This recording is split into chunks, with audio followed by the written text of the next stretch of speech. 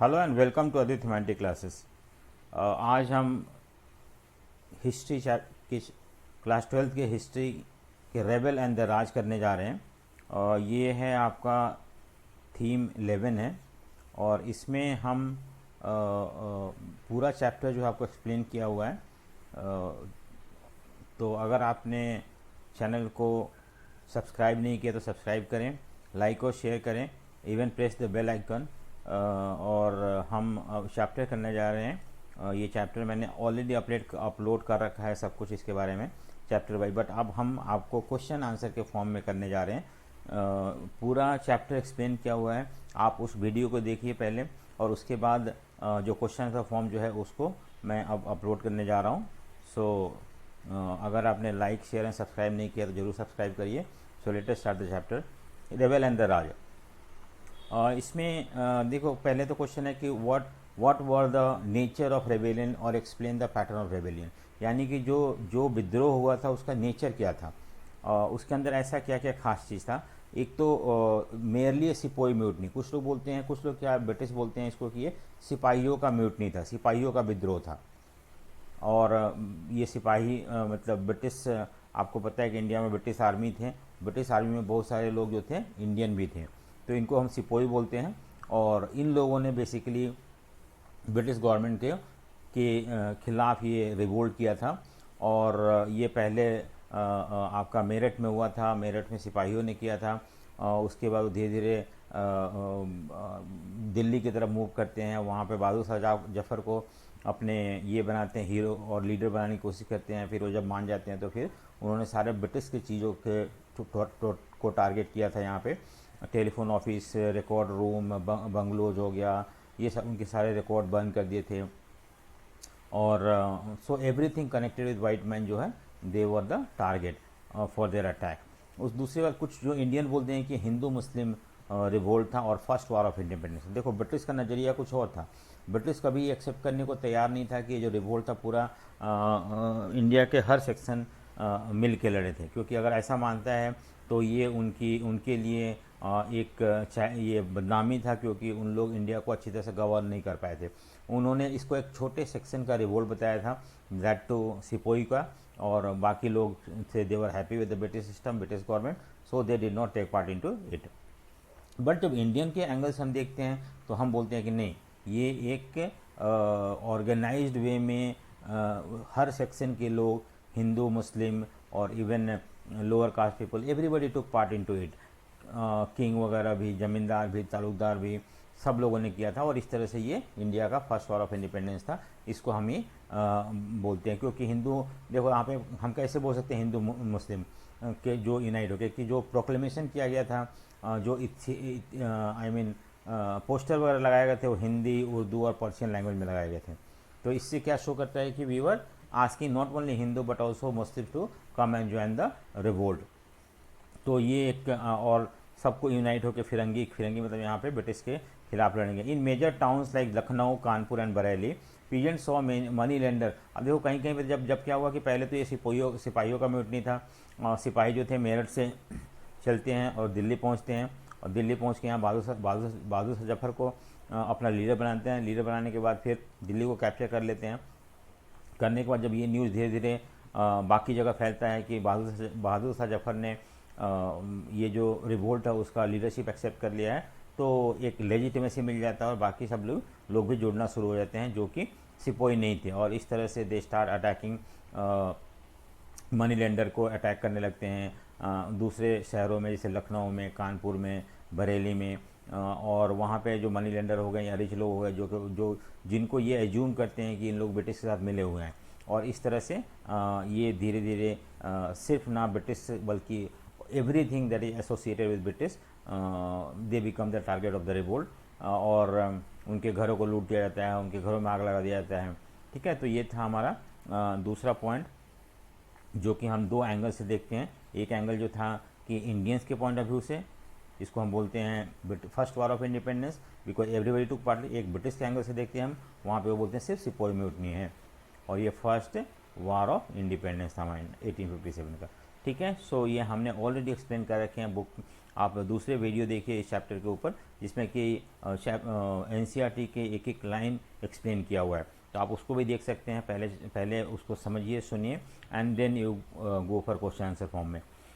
Discuss the evidence that indicate planning and coordination. देखो कुछ लोग बोलते हैं कि ये जो प्लानिंग था पहले से प्लानिंग था, उनके अंदर कोऑर्डिनेशन था। कुछ लोग बोलते हैं कि स्पॉन्टेनियस था, ब्रिटिश बोलते हैं कि स्पॉन्टेनियस रिवोल्ट था, लेकिन नहीं, देयर वाज प्लानिंग, कुछ प्लानिंग पहले से चलता आ रहा था और उस प्लानिंग के बेसिस पे ये रिवोल्ट हुआ था। तो हम कैसे पता लगता है? तो due to communication between the sepoy line और various cantonment there was similarity in the pattern of revolt in different places. देखो क्या है कि कुछ लोग बोलते हैं कि ये जो जहाँ जो भी जितने भी सारे, जैसे मान लो कि मेरठ से शुरू हुआ, देन दूसरे कैंटोनमेंट में पहुंचा, वहाँ से और कैंटोनमेंट, तो सब जगह करीब करीब एक ही चीज़, एक ही तरह से ये रिवोल्ट शुरू हुआ था।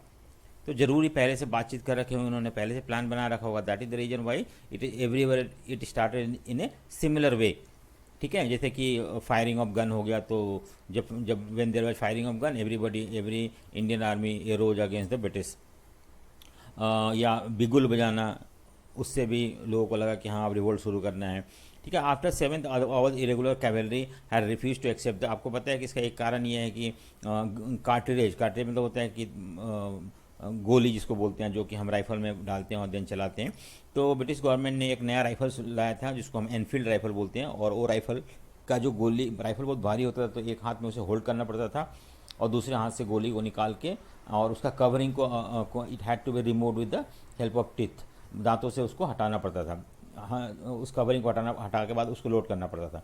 तो कुछ र्यूमर फैला कि ये जो है जो कारतूस है या कार्ट्रेज है वो काऊ और पिग के फैट से बना हुआ है, और इस तरह से लोगों ने उसको लोग मतलब हिंदू और मुस्लिम जो है वो रिफ्यूज कर दिया उसको एक्सेप्ट करने के लिए, क्योंकि उनको लग रहा था कि उनके लिए काऊ जो है, हिंदुओं के लिए काऊ सैक्रेट है, और Muslim they also use to consider pig as a sacred. So both the community refused to use that cartridge. So the pattern of mutinies and the pieces of evidence suggest that some sort of planning जरूर था।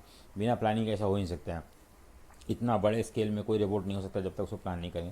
Captain Hearsey of the Awadh military policeman had been given protection by the Indian subordinate during the mutiny. ये जब विद्रोह हुआ तो उस समय captain थे अवध के हियर से, उनको जो लोग विद्रोह करे थे उन्होंने उसको प्रोटेक्शन दिया था। और उसके बाद क्या हुआ कि ऐसा लगा, कुछ म्यूटिनियर्स बोल रहे थे कि उनको मार दिया जाए, लेकिन कुछ उन्होंने बोला कि नहीं, इन्हें हम रखते हैं, और जो पंचायत है वो डिसाइड करेगा क्या करना चाहिए इनको, जो कि पंचायत आमतौर पे हर इवनिंग को लगाया जाता था, और वहाँ पे इनको रखा गया, एंड फाइनली डिसाइड किया कि he will be protected. Charles Bell, who wrote one of the earliest history of uprising, noted that panchayat were nightly occurrence in the Kanpur Sepoy line. The division were taken collectively. कोई भी decision लिया था ना, सब मिलजुल कर लेते थे। Sepoy lived in the lines and shared a common lifestyle, and that many of them come from the same caste. The Sepoy were the workers of their own rebellion. तो हालांकि ये सारे सिपाही जो थे उनका कॉमन वे ऑफ लाइफ था, एक ही जगह से, मतलब they had come from the rural areas, और इनका अलग वे ऑफ लाइफ था, और that this made us to think that they might have come together and they might have made the plan to revolt against the British government. Popular nature of revolt in North and Central India, mutiny of Sepoy triggered popular revolt. देखो इन्होंने शुरू किया सिपाहियों ने, लेकिन धीरे धीरे common man भी इसमें ज्वाइन हो गए। Population, civilian population, people rose in weapon whatever process, spear, axe, stick, जो भी मिला उससे उन्होंने ब्रिटिश के खिलाफ लड़ाई शुरू कर दिया। People revolted before sepoy without any sepoy regiment. कहीं कहीं पे तो वहाँ पे बिना कोई सिपोई नहीं थे, फिर भी लोगों ने रिवोल्ट कर दिया जब उन्हें पता चला कि ऐसा रिवोल्ट हुआ। और जो बहादुर शाह जफर जो हैं उन्होंने इसका लीडरशिप को एक्सेप्ट कर लिया है तब। वाइड पार्टिसिपेशन, पीजेंट्स हो गए। देखो why we call it as a first war of independence, क्योंकि इसमें हर सेक्शन के लोग, आर्टिसन थे, पीजेंट्स थे, शॉपकीपर थे, जमींदार थे, हर लोग यूपी बिहार के लोग जो पार्टिसिपेट किए थे। पीजेंट्स एंड जमींदार अटैक मनी लेंडर, जमींदार and the destroy books of. तो इस तरह से मनी लेंडर भी एक टारगेट थे, क्योंकि उन लोग ब्रिटिश के साथ मिले हुए थे और बहुत ज़्यादा एक्सप्लॉइट करते थे फार्मर्स को। British approach to crush the revolt, they waged war not only against the sepoy but against the people in many areas, burning entire village and massacring inhabitants. People, public hanging and the execution without the trial by British. देखो क्या हुआ कि British ने जब इसको दबाने की कोशिश की तो उस समय उन्होंने सिर्फ सिपाहियों को अटैक नहीं किया बल्कि कॉमन मैन को भी, सिविलियन को भी अटैक किया, उनके गाँव को जला दिया गया, उन्हें मार दिया गया, उन्हें पब्लिकली हैंग कर दिया गया। इस तरह से क्योंकि वो एक डर क्रिएट करना चाहते थे in the mind of the common man कि अगर इस तरह से दोबारा करोगे तो यही फेस करना पड़ेगा। सो ये है। नेक्स्ट हमारा थर्ड क्वेश्चन है, who were the leaders of the end the followers of the revolt, कौन थे लीडर इसके टू फाइट द ब्रिटिश। तो एक तो सबसे बहादुर शाह जफर के बारे में मैंने ऑलरेडी बता रखा हूँ कौन थे ये, बाकी आप इसको पढ़ने से पता चल जाएगा क्या है कि वो मुग़ल रूलर थे और बहुत ओल्ड थे, उस समय 80 ईयर्स के थे, लेकिन उनको पता ही नहीं था कि ऐसा कुछ रिवोल्ट होने वाला है। जब सिपोही रेडफोर्ट पहुँचे तो उन्होंने उनको अप्रोच किया और बोला कि आप लीडरशिप एक्सेप्ट करने के लिए, उनके पास कोई ऑप्शन नहीं था क्योंकि अगर वो अप्रोच करते तो शायद सिपोही जो थे वो they were not in a good mood, तो उनको एक्सेप्ट करना पड़ा। और तो ये है Bahadur Shah. They Nana Sahib, the sepoy and the people of town gave Nana Sahib the successor of Peshwa Bajirao second. देखो पेशवा बाजीराव सेकंड जो थे मराठा किंग थे और उनके सक्सेसर थे नाना साहब। मराठा किंग के साथ भी ब्रिटिश ने अच्छा नहीं किया था, उनसे उनका किंगडम छीन लिया गया था, उन्हें पेंशन कर दिया गया था, तो इसलिए वो भी खुश नहीं थे। और नाना साहब जो थे बाजीराव सेकंड के बेटे थे, तो उन्होंने भी रिवोल्ट में पार्टिसिपेट किया कि अगर सब कुछ ठीक हो जाए तो उन्हें बाकी अपना राजपाट मिल जाएगा या बाकी सब चीज़ जो उन्होंने खोया था ब्रिटिश के समय वो सारे वापस है। रानी झांसी, रानी लक्ष्मीबाई के बारे में कोई कौन नहीं जानता है, जिन्होंने अपराइजिंग का लीडरशिप लिया है, रानी झांसी की थी वो, और उन्होंने भी रिवोल्ट में पार्टिसिपेट किया था और even died fighting against the British government. Kunwar Singh जो थे आरा बिहार के जमींदार थे जो कि रिवोल्ट में पार्टिसिपेट किए थे। ब्रिजेश कादिर जो आपको पता है ब्रिजेश कादिर के बारे में कि ये जो थे वाजिद अली शाह जो लास्ट नवाब थे अवध के, उनके बेटे थे और इनको भी अफसोस था कि उनका किंगडम जो है छिन गया है, उनका जागीरदारी सब छिन गया है, तो इसलिए इन्होंने भी रिवोल्ट में पार्टिसिपेट किया था। सो leadership was also carried by ordinary man. ऐसा नहीं था कि बड़े बड़े लीडर ही थे, मैन वेमेन रिलीजियस पर्सन, ये लोग भी, फकीर वगैरह जो थे ये लोग भी पार्टिसिपेट किए थे। लखनऊ में हम देखते हैं कि जब अवध अटैक हुआ था, leaders and the self style profit preach destruction of British rule. बहुत सारे ऐसे साधु संत थे, उन्होंने प्रोफेसाइज किया था कि ब्रिटिश का रूल अब इंडिया में ख़त्म होने वाला है। ठीक है। So local leaders emerged urge peasant zamindars and the tribal to revolt. ये शाहमल थे, ये भी लोकल लीडर थे, बरोट के यूपी के, गोनाव जो थे ये सिंहभूम डिस्ट्रिक्ट छोटा नागपुर प्लेटू के थे, ये ट्राइबल लीडर थे। तो इस तरह से कॉमन मैन भी इस रिवोल्ट में लीड करे थे। अब नेक्स्ट क्वेश्चन जो आता है कि र्यूमर्स एंड प्रोफेसीज। र्यूमर मतलब अफवाह होता है, प्रोफेसी मतलब भविष्यवाणी होता है। ये भी एक इम्पॉर्टेंट रोल प्ले किया था लोगों को ब्रिटिश के खिलाफ रिवोल्ट करने के लिए। एक तो सबसे पहला ग्रीस क्राइटेरिया है, इसके बारे में आप पढ़ें, मैंने ऑलरेडी एक्सप्लेन कर रखा है, जब बुक मैंने एक्सप्लेन किया है तो चैप्टर एक्सप्लेन किया है तो, कि ब्रिटिश गवर्नमेंट ने एक अलग तरह का एनफील्ड राइफल इंट्रोड्यूस किया था। उसका कार्ट्रिज जो था उसको वो बहुत भारी होता था, तो एक हाथ से पकड़ना होता था और उसको कार्ट्रिज को लोड करने समय उसे अपने दांतों से उसकी अपर कवरिंग को हटाना पड़ता था। तो इस तरह से र्यूमर फैल गया कि ब्रिटिश ने इसमें काऊ और पिग के फैट का कवर बनाया हुआ है और बोथ हिंदू एंड सिपोई और मुस्लिम और हिंदू सिपोई ने इसको मना कर दिया यूज़ करने का। ये एक कारण था। ओरिजिन ऑफ र्यूमर, क्यों तो लोगों ने र्यूमर को क्यों एक्सेप्ट कर लिया? क्या र्यूमर जनरली हम क्वेश्चन पुट करते हैं और बोलते हैं कि ऐसा हो ही नहीं सकता है, and then we just don't give any heed to such rumour. लेकिन यहाँ पे तो सिचुएशन इतना ख़राब था, ब्रिटिश के खिलाफ इतना ज़्यादा डिसकंटेंटमेंट है अमंग द पीपल की, थोड़ा सा भी अगर कुछ होता है तो उन लोग बोलते हैं सही होगा। ठीक है।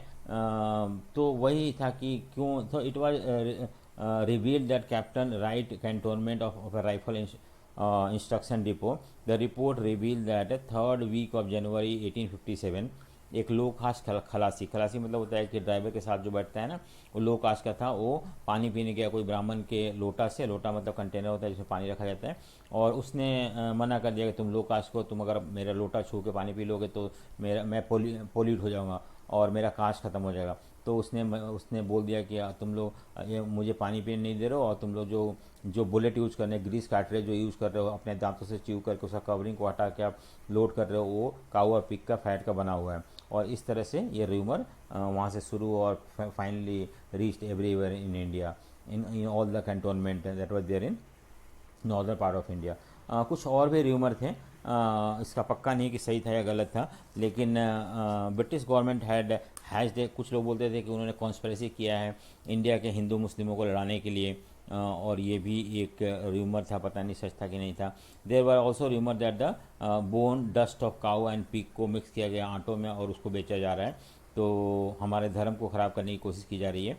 और भी कुछ र्यूमर थे कि suspicion that the British wanted to convert, Indian को क्रिश्चियनिटी में कन्वर्ट करना चाहते थे और इसकी वजह से सारा कुछ कर रहे हैं। तो लोग एक तरह से बहुत ज़्यादा शक करने लगे थे ब्रिटिश गवर्नमेंट को, और उस समय कोई र्यूमर फैलाओ तो वो र्यूमर इजीली लोग एक्सेप्ट कर लेते हैं। नेक्स्ट है कि बैटल ऑफ, कुछ लोगों ने प्रोफेसाइज किया था कि 100 साल हो गया ब्रिटिश का इंडिया में एस्टैब्लिश किया हुआ, दैट इज 1857 में बैटल ऑफ प्लासी हुआ था। उसके बाद 100 साल बाद 1757 में बैटल ऑफ प्लासी हुआ था, और 1857 जो था वो 100 साल के बाद ब्रिटिश राज ख़त्म हो जाएगा। तो ये भी अफवाह था एक तरह से।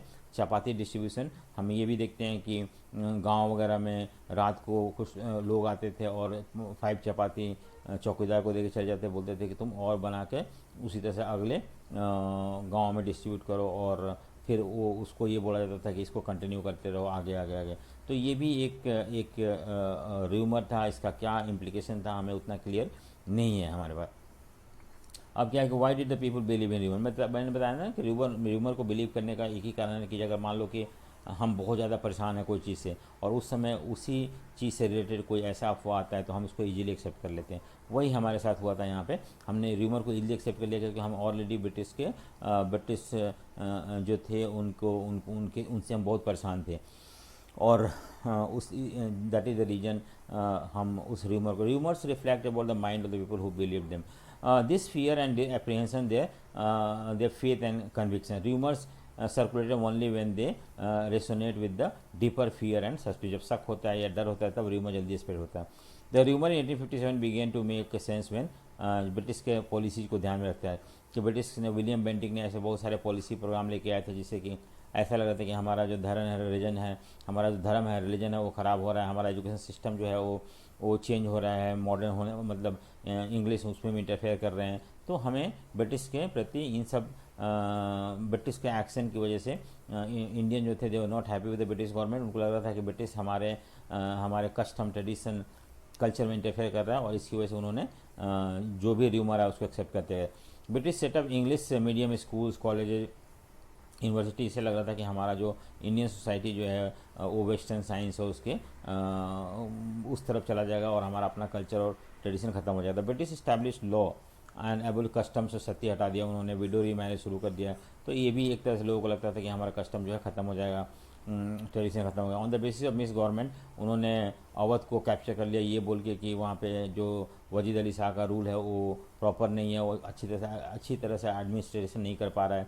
झांसी को, सतारा को भी उन्होंने डॉक्ट्रिन ऑफ लैप्स के थ्रू, कि उनका अपना कोई संतान नहीं था तो उसकी वजह से उसको छीन के अपने में मिला है। उसके एडॉप्टेड सन को परमिशन ब्रिटिश गवर्नमेंट ने नहीं दिया कि वो इनहेरिट कर सके अपने किंगडम को। So people thought that all that they cherished and hold sacred from the king and socio. तो लोगों को ये लग रहा था कि जो भी चीज़ जिसको वो वैल्यू करते हैं, जिसको कोर वैल्यू जो होते हैं लोगों का, उसको ब्रिटिश किसी भी तरह से सिस्टमेटिक वे में ख़त्म करने की कोशिश कर रहा है, और this make them to revolt against the British government, all this. ठीक है, सो ये था हमारा in 1850 government pass Hindu property act. So बहुत सारे ऐसे एक्टिविटी थे जिसकी वजह से हमें ये लग रहा था कि ब्रिटिश गवर्नमेंट हमारे जो कल्चर, ट्रेडिशन, रिलीजन को ख़त्म करने की कोशिश कर रहा है। ठीक है, सो ये आप अगर आपको समझ में नहीं आया होगा तो आप वीडियो ज़रूर देखें जहाँ पे कि चैप्टर को एक्सप्लेन किया हुआ है, और आपको और अच्छी समझ में आएगा तब एक बार क्वेश्चन देख के आप उसको खुद भी आंसर फ्रेम कर सकते हैं। Examine the visual representation of revolt 1857 that pave the range of differences. देखो विजुअल मतलब होता है कि पिक्चर के थ्रू, पिक्चर मतलब यहाँ पे सिनेमा की बात नहीं कर रहे हैं हम, जो ड्राइंग होते हैं उसकी बात कर रहे हैं। तो बहुत सारे ऐसे पिक्चर्स वगैरह ड्रॉ किए गए जो कि हमें उस समय के बारे में पता चलता है कि किस तरह का सिचुएशन था, क्या लोगों का रिएक्शन था। There were number of visual representation of the river, like painting था, उससे भी हमें पता था, पेंसिल ड्राइंग था, इचिंग था, उसके बाद पोस्टर्स थे, कार्टून थे,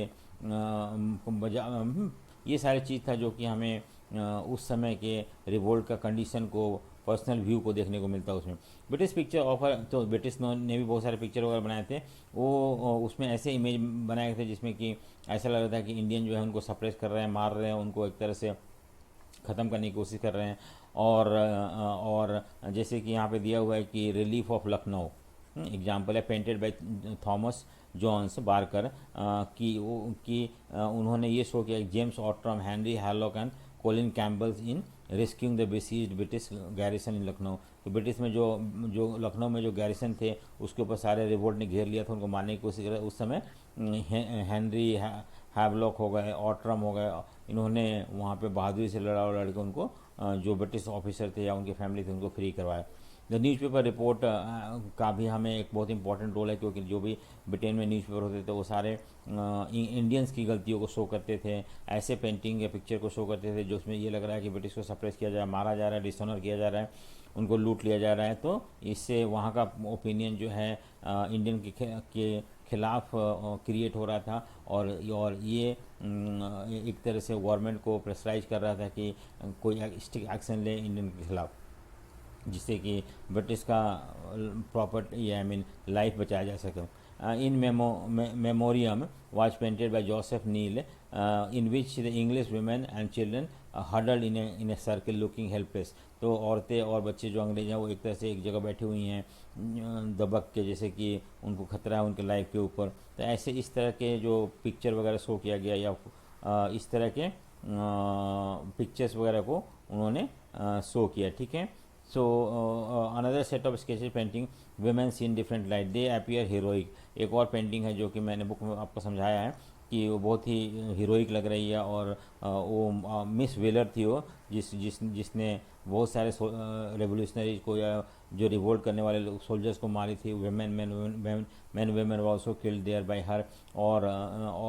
ये जो है शो कर रहा था कि किस तरह से औरतें अपने ऑनर को बचा रही है, क्रिश्चियनिटी को बचा रही है, और ब्रिटिश जो रूल है उसको सेव करने की कोशिश कर रही है।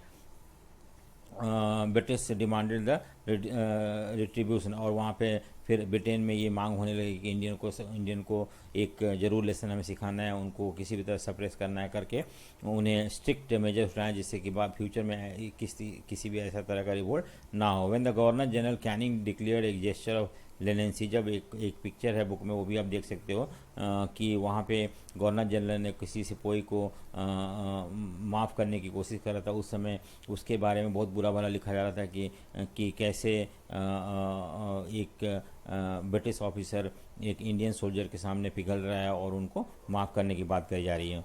On the other hand the leaders of the revolt were presented as a heroic figure, ठीक है, figure leading to the country into battle, rousing the people against the operation imperial. लेकिन जैसे कि बहुत सारे इंडियन फ्रीडम फाइटर थे उनको hero दिखाया गया, इंडियन का जो पेंटिंग था या पिक्चर था उसमें, और इस तरह से जिस रानी झांसी को लड़ते हुए दिखाया गया था, घोड़ों पे ब्रिटिश को मार रही थी। तो ये सब चीज़ क्या है कि लोगों को इंस्पायर करना फ्यूचर में, या जो कि लोगों को हम मैनिपुलेट कर सकते हैं इन सारे पिक्चरों के थ्रू। तो वही चीज़ वहाँ भी किया गया था, और इंडिया में भी इंडियन भी इसी तरह से इसका एडवांटेज उठाने की कोशिश कर रहे थे।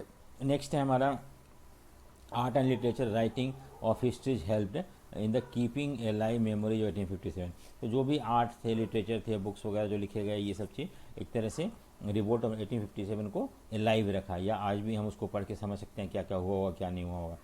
The national movement 20th century draw inspiration, और जो इससे इंस्पिरेशन भी बाद में इंडियन फ्रीडम स्ट्रगल को मिला था। It was celebrated as a first war of independence in which all the section of people came together to fight against the imperial rule. Art and literature, writing, history played important role to making the memory of the revolt alive. The leaders of the revolt were presented as a heroic figure. उनको जैसे कि battle में उनको लड़ते हुए दिखाया गया था, हाथ में तलवार लेके मारते हुए दिखाया गया था। हीरोइक पोएम, बहुत सारे ऐसे पोएम लिखे गए, जैसे खूब लड़ी मर्दानी हो तो झांसी वाली रानी थी, इससे जिसको सुन के लोगों के रोंगटे खड़े हो जाएं और अपने अपने देश की आज़ादी के लिए लड़ना शुरू कर दें उन्होंने। बच्चे जैसे सुभद्रा कुमारी चौहान का खूब लड़ियों मर्दानियों झांसी वाली रानी थी, ठीक है। सो ये सब चीज़ जो है एक तरह से पोर्ट्रे किया गया पिक्चर के थ्रू, सॉन्ग के थ्रू, फोकलोर के थ्रू, जिससे कि जो रिवोल्ट ऑफ 1857 का जो अंग्रेज़ों के खिलाफ लड़ाई था उसको हम जिंदा रख सके और लोगों को इंस्पायर करते रहे, जिससे कि वो अपनी कंट्री को फ्री करा सकें, ठीक है। So chain of grievances in Awadh link to the princes taluqdar. देखो अब ये क्वेश्चन ये है कि डलहौजी ने किस तरह से अवध को एनेक्स करता है। कि बहुत सारे वैसे प्रॉब्लम थे वहाँ पे, प्रिंसेस को लेके कुछ प्रॉब्लम था, तालुकदारों का भी कुछ दिक्कत शुरू हो गया था, पीजेंट्स को भी प्रॉब्लम आ गया था, सिपोही भी प्रॉब्लम में थे। So all these problem finally culminated into revolt of 1857, ठीक है। 1857 में जो रिवोल्ट शुरू हुआ था, इन सारे करीब करीब every section of society was affected by the British rule, and that is the reason. So explain how the Dalhousie policy of annexation created dissatisfaction among the people. तो उन्होंने बताया कि मिस गवर्नेंस के ऊपर, मिस एडमिनिस्ट्रेशन के ground पे अवध को capture कर लिया गया था और वहाँ का नवाब को हटा दिया गया। तो हटाने से वहाँ पे जो रिपल इफेक्ट हुआ, वहाँ पे जो प्रॉब्लम फेस करना पड़ा, वो प्रॉब्लम एक तरह से बहुत सीरियस था। and everybody started blaming the British government for all the problem that the people of Awadh or the people of different section of society were facing. तो that make them to come together against the British government. देखो यहाँ पे ठीक है। So 1851 Governor General Lord Dalhousie described the kingdom of Awadh a cherry that would drop into our mouth one day. Cherry, why it is called cherry? Why not we call it jackfruit or something else? Cherry ही क्यों बोलते हैं? Cherry इसलिए बोलते हैं क्योंकि it is a very popular fruit होता है और जो people love to eat it. तो और दूसरी बात है कि तो एक डलहौजी का ये मानना था कि अवध जो है, चेरी यहाँ पे अवध के लिए यूज़ किया गया है और आवर माउथ यानी कि यहाँ ब्रिटिश के अंडर में आ जाएगा, ये उसका कहने का मतलब है। चेरी क्यों कहा गया? क्योंकि अवध एक बहुत ही फर्टाइल लैंड था इंडिगो और कॉटन के लिए, यहाँ पे ग्रो करने के लिए। दूसरी बात है बहुत ज़्यादा फर्टाइल लैंड होने की वजह से बहुत ज़्यादा रेवेन्यू आ रहा था। हाँ, तो और तीसरी बात ये थी कि ये वैसे ब्रिटिश ने करीब करीब पूरा इंडिया को कैप्चर कर लिया था, अब अवध बचा हुआ था, तो अवध को कैप्चर कर लेता तो उनका एक्सपांशन पॉलिसी धीरे धीरे खत्म हो जाता।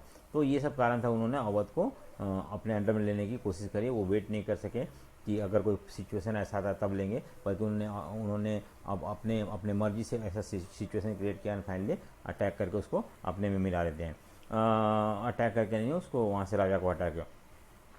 देखो सब्सिडी अलायंस मैंने बता रखा हूँ कि एक ट्रीटी था जो ब्रिटिश गवर्नमेंट के साथ कोई वीकर राजा साइन करता था, और जैसे वो साइन कर देगा तो उसे अपने यहाँ एक रेसिडेंस रखना पड़ेगा, ब्रिटिश ऑफिसर रखना पड़ेगा और कुछ आर्मी रखना पड़ेगा और अपने सोल्जर्स को डिसबैंड करना पड़ेगा और उसे जो भी सोल्जर रखे हुए उनका सारा खर्चा जो है वो स्टेट उठाएगा। और अब राजा जो है इंटरनली जो फ्री हो गया कि अगर मान लो कभी रिवोल्ट होता है इंटरनली, तो ब्रिटिश आर्मी थे उनको सप्रेस करने के लिए, और एक्सटर्नली भी बिना जो ब्रिटिश हेड था उसके बिना पूछे हुए उन लोग कभी भी ऐसा कोई भी एक्शन नहीं लेंगे जिसे दूसरे राजा के साथ कोई भी राजा के साथ कोई रिलेशनशिप नहीं डेवलप करेंगे। तो हम देखते हैं एक्सटर्नली और इंटरनली सब्सिडी अलायंस के बाद ये अवध एक तरह से ब्रिटिश के अंडर में आ जाता है। ठीक है। सो नेक्स्ट है नवाब को नो लॉन्गर ऐसा, तो धीरे धीरे अब नवाबों का रोल कम होने लगता है और ठीक है। सो ये है। नेक्स्ट है कि at the meantime the British become increasingly interested in acquiring territory in Awadh. By 1850 many areas of India were conquered. तो ये मैं बता चुका हूँ कि क्या कारण था उनको अवध को कैप्चर करने का। आफ्टर अवध अटैक होने के बाद क्या हुआ, देखो life was gone out of the body. यहाँ पे बॉडी मतलब होता है कि अवध की बात कर रहे हैं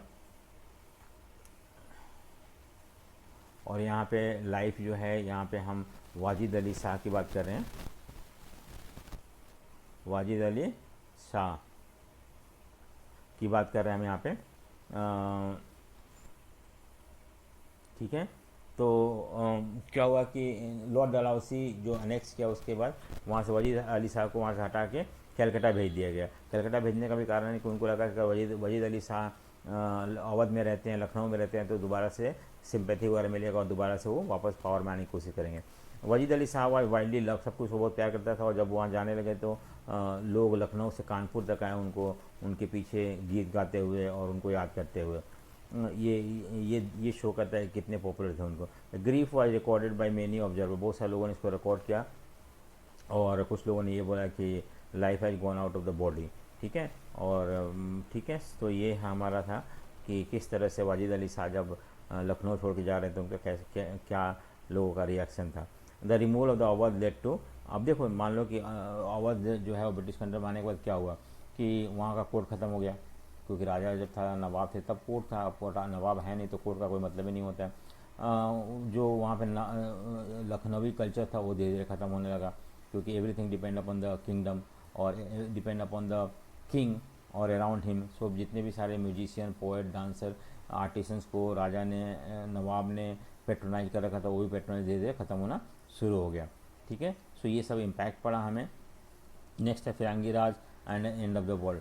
तो कुछ लोग बोलते हैं कि फिरंगी राज आ गया है और आने के बाद फिरंगी राज के जो है आने के बाद इंडिया का जो भी वर्ल्ड अपना कल्चर है, ट्रेडिशन है, सब कुछ ख़त्म हो जाएगा और इंडिया जो है एक इंग्लिश कंप्लीट इंग्लिश कॉलोनी बन जाएगा। तो that is called and of the world, मतलब इंडियन का वर्ल्ड धीरे धीरे ख़त्म हो जाएगा, ऐसा माना था। अब देखो यहाँ पे क्या है कि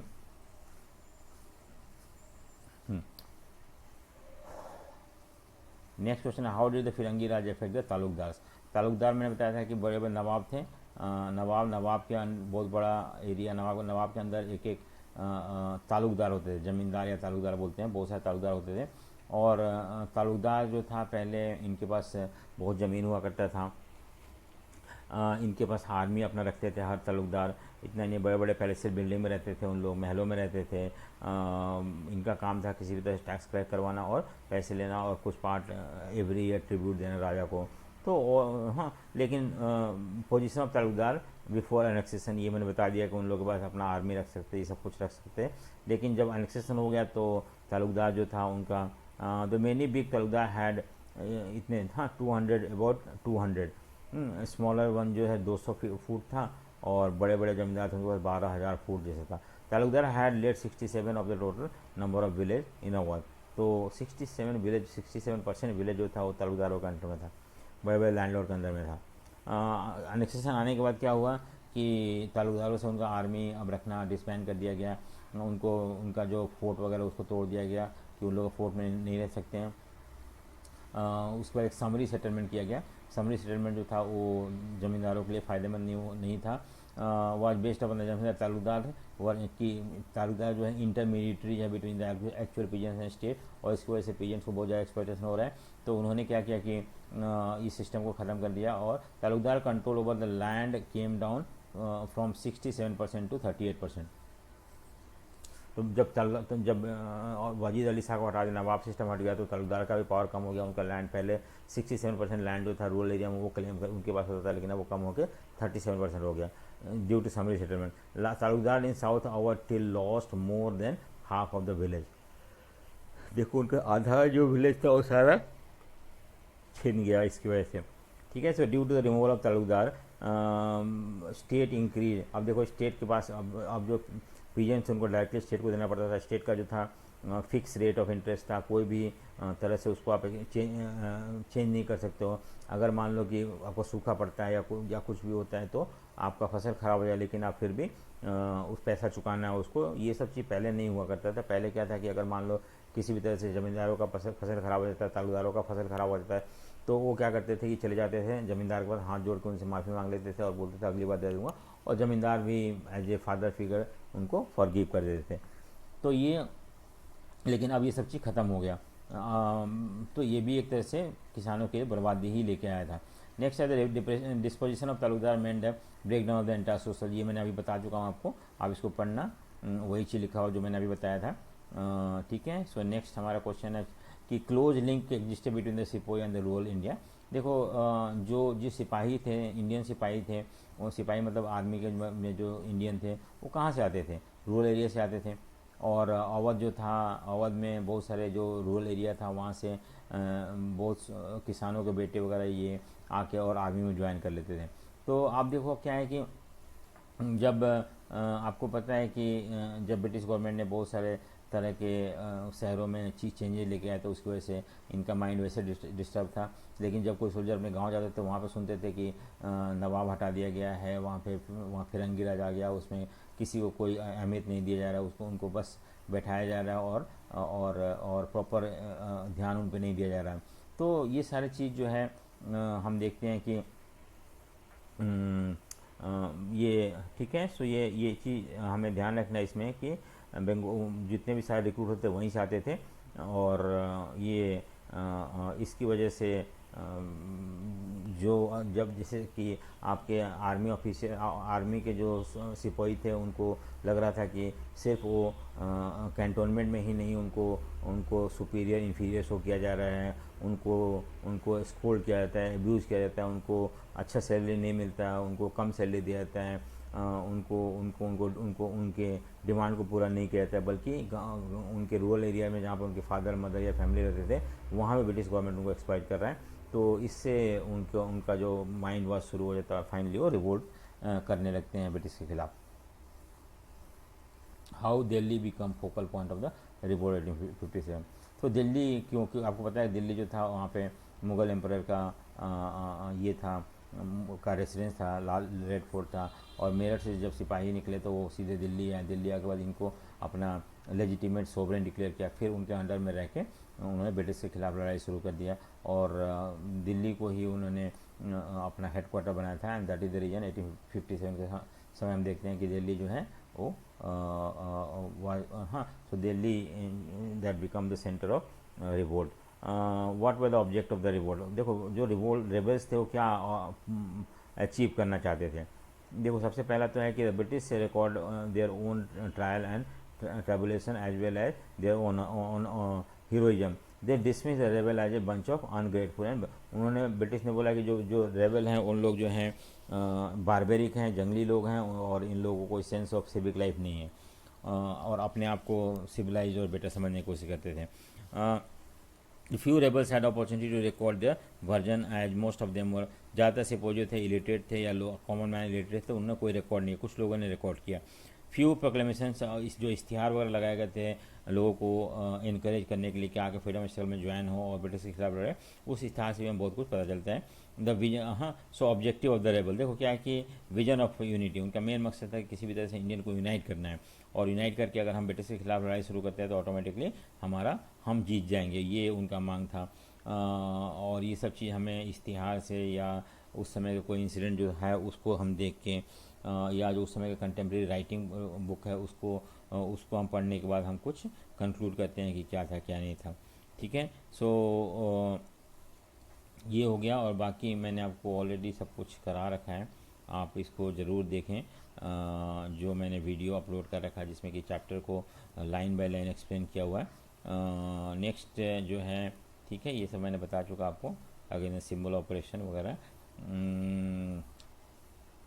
सर्च फॉर द अल्टरनेट, मतलब यहाँ पे होता है कि अगर ब्रिटिश गवर्नमेंट को हरा देते हैं, उनको निकाल देते हैं, उनकी जगह पे कौन आएगा, उसको बोलते हैं अल्टरनेट को उन्होंने ढूंढना शुरू कर दिया। What steps were taken by British to suppress the revolt.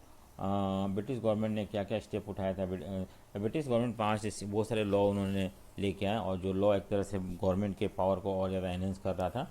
और इस लॉ को यूज़ करके उन्होंने जो भी लोग पकड़े उनको मार दिया गया, उनको उम्र कैद की सज़ा दे दी गई, उनको हैंग कर दिया गया, उनको पब्लिकली गनों के ऊपर रख के उनको गन चला दिया गया तोपों के ऊपर। और इस तरह से उन्होंने अब दूसरी बात है कि ये जो स्पेशल लॉ पास किया था उसमें आप कोर्ट भी नहीं जा सकते हो। अगर मान लो कोई भी आपको पुलिस लेकर आता है अरेस्ट करने के लिए तो आप within 24 hour you will have to be taken to nearest court and court decide करेगा कि आप सही हो गलत हो। तो इस तरह से ये जो फ्रीडम था हमारे पास कोर्ट जाने का छीन गया था। ब्रिटिश गवर्नमेंट किसी को अरेस्ट करके रख सकते जितना मर्जी उनको रखना है। British mounted to prolong attack, तो एक तो उन्होंने कलकत्ता से और दिल्ली से दोनों से अटैक करना शुरू कर दिया। British attempt to recover Delhi began in earnest in early June 1857 और फाइनली सितंबर तक इसको दिल्ली उन्होंने कैप्चर कर लिया। गंगटी प्लेन जो था वो थोड़ा धीरे धीरे था क्योंकि वहाँ पे बुजुर्ग ये सब लोग रहते थे और ठीक है। सो ब्रिटिश कॉन्क्वेस्ट स्लो था गंगटी रीजन में। ये तो ठीक है, ये मैंने करा दिया है वैसे। ब्रिटिश यूज्ड मिलिट्री पावर और on a gigantic scale breaking of unity. British ने किसी भी तरह से रेबल को तोड़ने के लिए बहुत सारे पैतरे अपनाए, पैसा भी खर्चा किया बहुत ज़्यादा। कॉज ऑफ रिवोल्ट क्या था? डलहौजी का डॉक्ट्रिन ऑफ लैप्स, जो मैं बताया था ना कि अगर कोई राजा मर जाता है तो उसका संतान को, अडॉप्टेड सन को राजा नहीं बनाया जाता और वो एरिया ब्रिटिश अपने अंडर लेगा। Evolution of pension and title, जो बहुत सारे राजाओं को पेंशन और टाइटल मिलते थे, वो पेंशन और टाइटल ब्रिटिश गवर्नमेंट ने ख़त्म कर दिया था, तो ये भी एक पॉलिटिकल कॉज था। नाना साहेब जो एडॉप्टेड सन थे उनको टाइटल देना ही बंद कर दिया गया था। और पेंशन और पेशवा आफ्टर द बाजीराव सन के बाद ये भी that was also declare that will be removed. ठीक है, सब्सिडी अलायंस लॉर्ड वेलेस्ली और एनेक्सेशन ऑफ आवर जो है डलहौजी ने किया था। ये पॉइंट आप याद रखना इसको, कौन कब किसने किसने क्या किया था। ये सब हो गया, ठीक है। नेक्स्ट है हमारा कि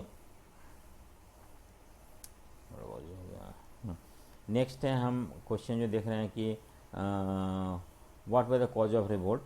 सो हमने ऑलरेडी समझाया हुआ है, ये सारे कॉजेस थे। कॉजेज क्यों फेल हो गया था? क्योंकि हमारे पास इतना अच्छा इक्विपमेंट था नहीं, लीडरशिप की कमी थी, ट्रांसपोर्टेशन फैसिलिटी नहीं था हमारे पास, उसके बाद मिलिट्री इक्विपमेंट उतना अच्छा नहीं था जितना ब्रिटिश के पास था, गैप था हमारे दूसरे कंट्री के बीच में बहुत थोड़ा, तो even that also we need to